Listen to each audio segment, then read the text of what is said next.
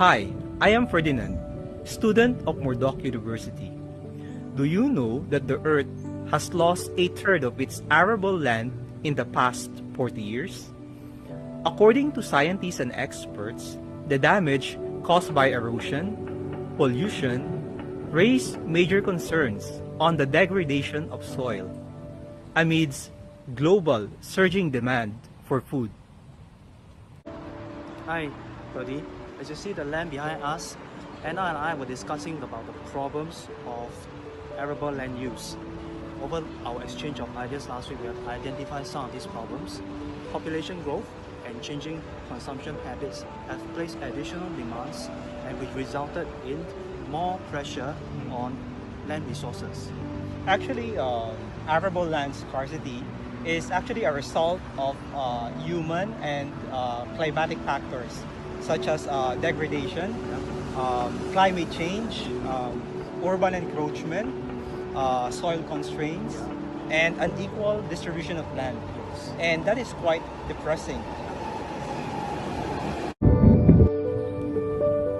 In this 10-minute video, let us open our eyes and let us see for ourselves how we can contribute in our own little way to achieve Sustainability Goal 15 by 2030, Life on Land.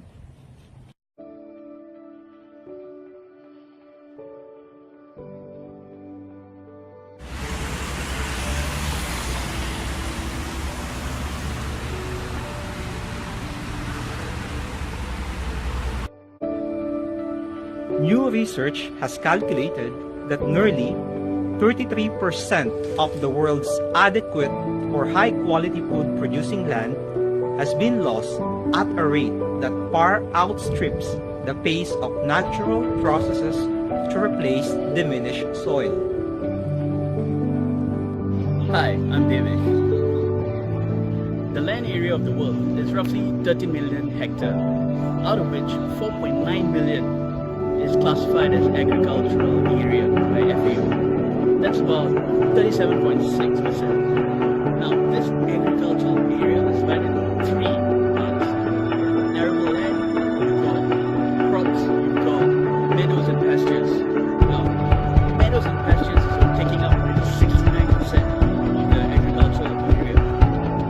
Only 3% is for crops, and you can do the math for arable land. Today, we are inviting you to have a closer look at the land productivity of the world. We are also inviting you to reflect on how our home, Singapore, confronts the issue of land productivity, the loss of arable land. Singapore is beautiful, isn't it, David?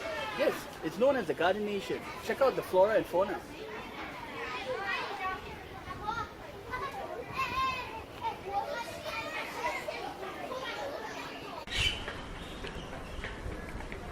Hey Anna, do you recall when we were discussing SGD Goal 15 loss of arable land? It just occurred to me that Singapore actually faces the issue as our land is scarce. I did some research and found that among the countries of the world, we are ranked 198th place with only 600 hectares of arable land based on 2005 data. What is sad is from 3,000 hectares of arable land in 1961, it went further down to 600 hectares, and it continues to diminish unless we do something about it. Oh, come on, Davy. Singapore is a very tiny nation.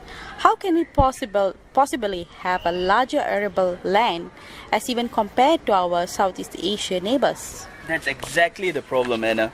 Even though Singapore is one of the richest nations in the world, but we can't possibly face the problem that will threaten our food security as a nation. What if our neighboring countries stop selling agricultural harvest to us? How can we possibly survive?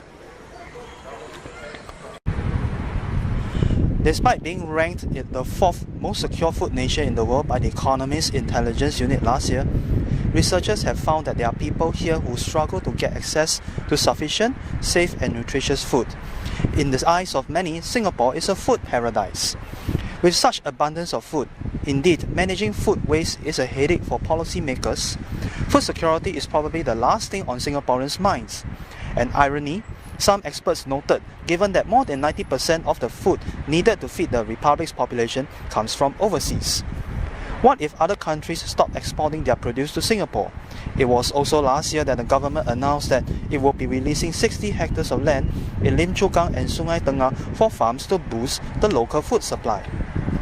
It is time to create awareness and acknowledge that Singapore is considerably exposed to global price and supply fluctuations, as well as persistent threats of food supply disruption and food contamination internationally.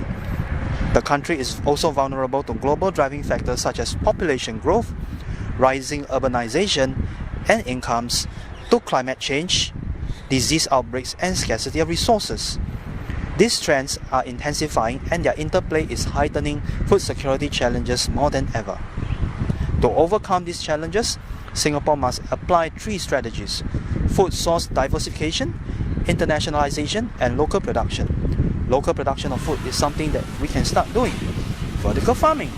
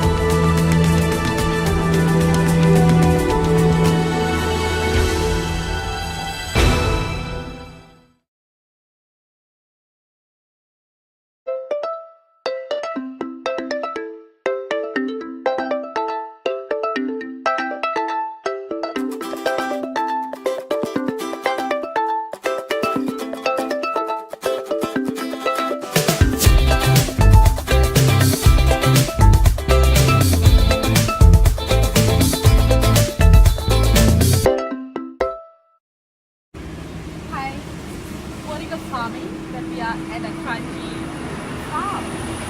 Actually, what you can see here is vertical farming is what it sounds like, and it's in the vertical system that we are able to see. As vertical farms are closed environments, they can be built anywhere, just like what's in here.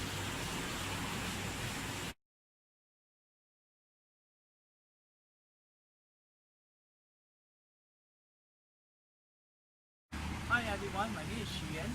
Right now I'm going to talk about vertical farming, and I'm here in one of the vertical farms over at Lim Chu Kang where vegetables are grown. Now, as you may know, 90% of our vegetables and agriculture comes from overseas and they are imported. But we still have a bit of land, a bit of technology over here, and believed by a certain group of Singaporeans who still wants our local grown vegetables. And here, right now, as you see, are some of the vegetables that's grown locally. Here we are seeing a huge sections of vertical farming in one of these farms in Lim Chu Kang. Now, what are the advantages of vertical farming? First of all, the patented farming system consists of rotating tiers of growing crops mounted on A-shaped aluminium frame.